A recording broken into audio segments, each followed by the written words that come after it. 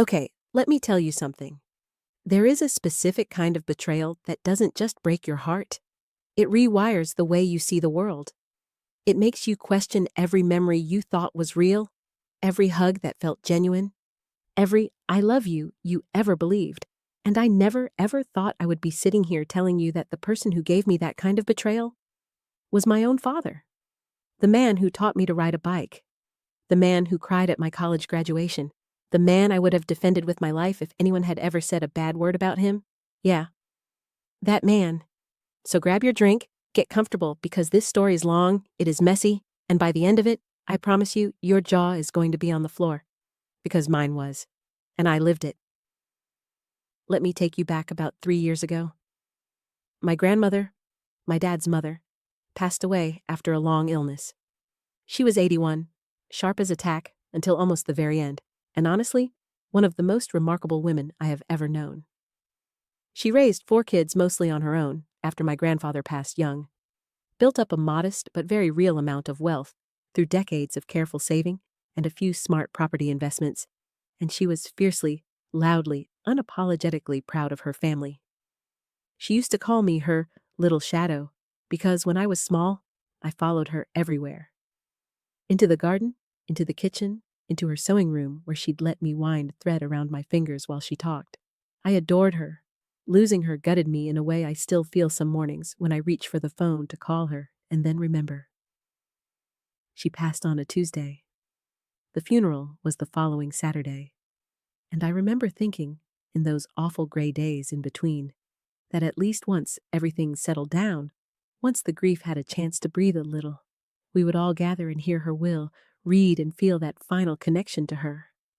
That last message from her to the people she loved most. That was naive of me. Very, very naive. My grandmother had one surviving child. My father, David. Her other children had passed before her, which was a grief she carried quietly and heavily every single day. That meant my dad was the sole living child of her estate, and he had 2 children of his own, me and my younger brother, Marcus. My grandmother had always made it clear in the way grandmothers do, not with legal language, but with kitchen table conversations and quiet squeezes of your hand, that she wanted to take care of all of us. She told me specifically, more than once, that she had set aside something for me. "You've always been responsible," she'd say. "You've always been the one who thinks ahead. I want you to have something solid under your feet." I held on to those words. Not greedily. I want to be clear about that. But because they meant she saw me. They meant she'd thought about my future and cared about it. The estate was not enormous, but it was significant. Her house, which she'd owned outright, was worth around $400,000 in that market. She had savings and investments totaling somewhere close to another $200,000, and she had some personal items of real sentimental and monetary value. Jewelry, some antiques, a few pieces of art. Altogether, we were talking about a substantial inheritance, enough to genuinely change lives. About 2 weeks after the funeral, my dad called me and said the lawyer was ready to go over the will. He said it would just be him and me at first, and then Marcus would join by phone since he lived out of state. That struck me as slightly odd. Why not all at once? But I didn't question it. I trusted my dad completely. Completely. I drove to the lawyer's office, sat down in that stiff chair across from a man named Gerald, who had reading glasses on a chain around his neck, and waited. What Gerald read out stopped my heart. My grandmother had left everything, the house, the savings, the investments, the jewelry, all of it, entirely to my father. No mention of me, no mention of Marcus. There was a small personal bequest of $5,000 to a neighbor who had helped her in her final years, which honestly felt like more acknowledgement than her own grandchildren got. I sat there, completely still, trying to process what I had just heard. My dad was sitting next to me, and I looked over at him, expecting to see the same confusion on his face that I was feeling. But he wasn't confused. He was calm, composed, like a man who already knew exactly what was in that document. I asked Gerald if there had been a more recent will. He said no, this was the most recent version, dated about 14 months before her death. I asked if there were any amendments, any codicils, anything else. He said no. I nodded very slowly, thanked him, and walked out to my car. And then I sat there in the parking lot for 45 minutes without moving. My dad came out after a few minutes and knocked on my window. I rolled it down. He said, and I will never forget this phrasing, "I know this is a surprise, but your grandmother trusted me to handle things the right way for the family." And then he patted my shoulder and walked to his car. Handle things the right way for the family. I turned that sentence over and over in my head for weeks. What did it mean? Was he implying that he would distribute things to Marcus and me from his own share? Was he saying Grandma trusted him with some private plan he hadn't explained yet? I tried to give him every possible benefit of the doubt because this was my dad who I trusted. So I waited. I gave him space to grieve. I told myself there was an explanation coming.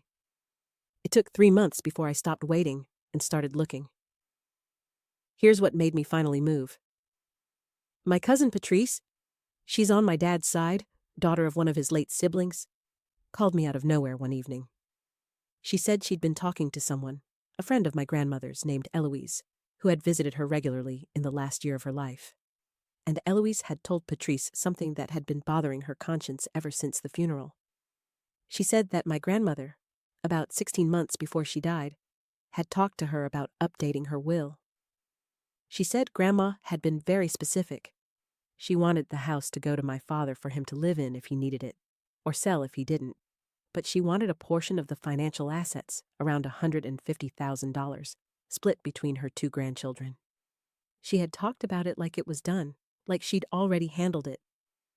But the will Gerald read contained none of that. I went back to Gerald's office alone this time. I was polite, but I was direct. I asked if I could see the actual document, the physical will. He provided me a copy. I took it to an estate attorney. Not Gerald, a different one, a woman named Sandra, who a friend recommended. And I asked her to look it over. Sandra reviewed it carefully, and then she said something that made my skin go cold.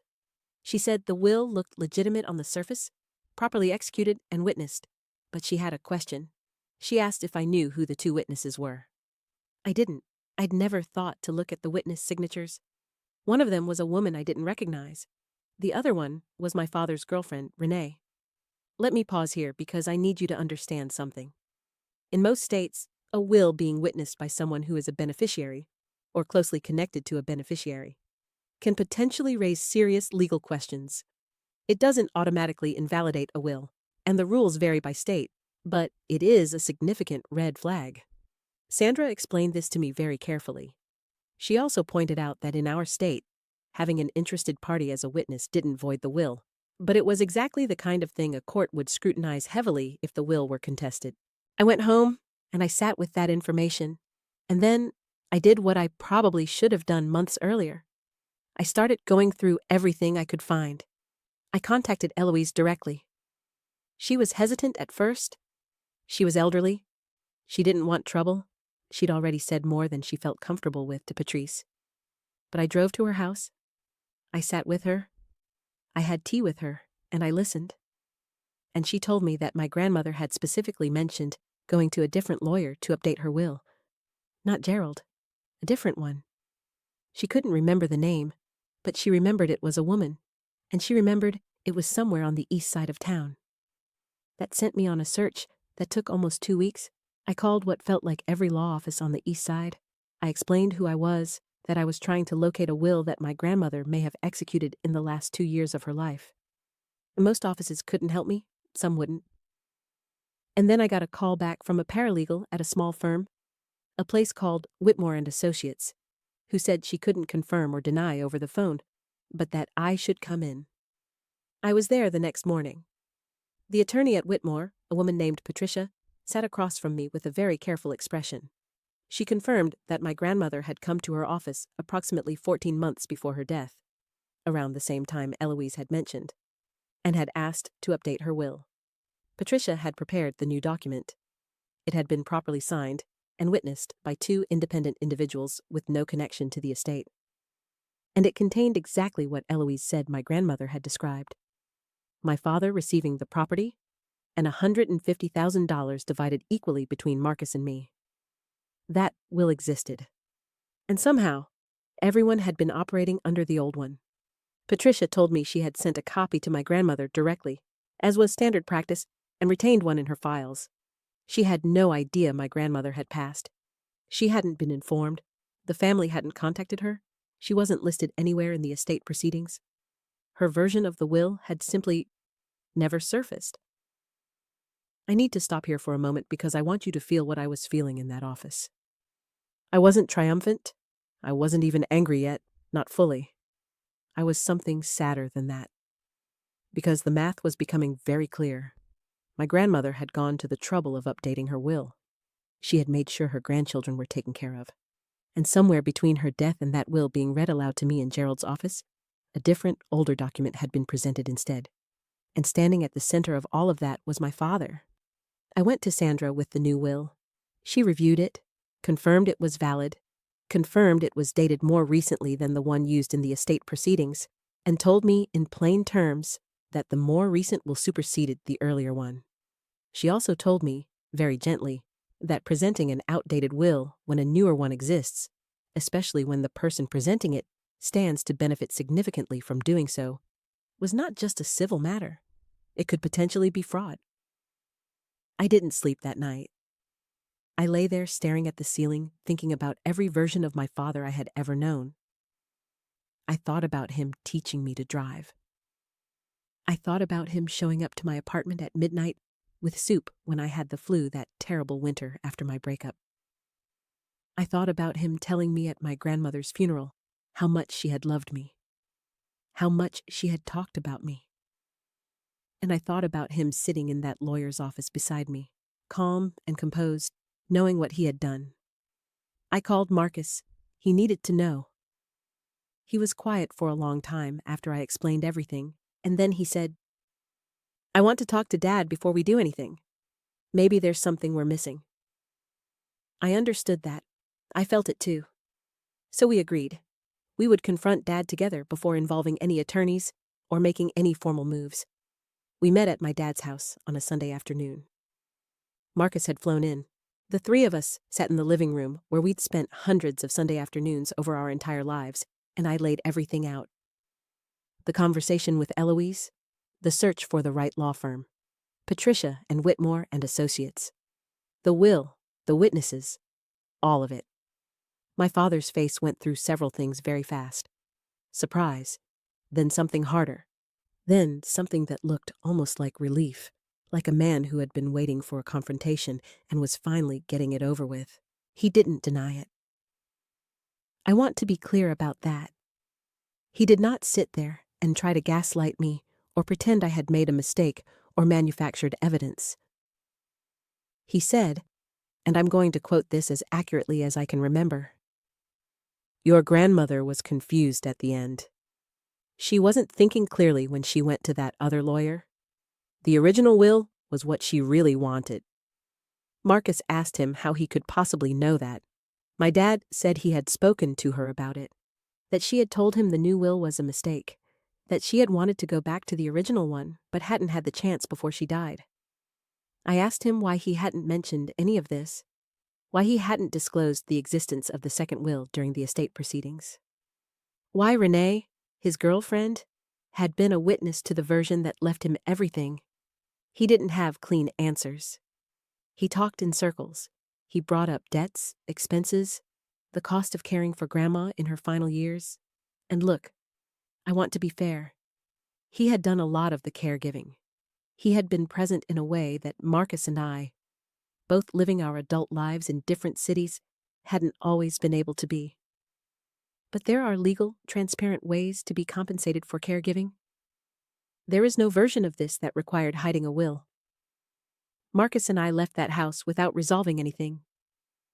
We drove to a diner and sat across from each other and didn't talk for a while. And then Marcus said, "What do we do?" And I told him I didn't want to destroy our family, but I also couldn't let this go. Because it wasn't just about the money. It was about the fact that my grandmother had made a choice, had gone through the effort of making it official and legal, and that choice had been buried. Her voice had been buried, and I owed it to her. The woman who called me her little shadow, who saved and planned and hoped for my future, to make sure her actual wishes were honored. We hired Sandra formally. She filed to contest the estate, presenting the will from Whitmore and Associates. The process was not fast, and it was not comfortable. My dad hired his own attorney. There were months of back and forth, documents, depositions. Renee was deposed. Patricia from Whitmore testified. Eloise gave a statement. It was grueling in a way that I genuinely was not prepared for. Not because of the legal complexity, but because every step of it was another reminder that my father had made a choice. Deliberately, knowingly.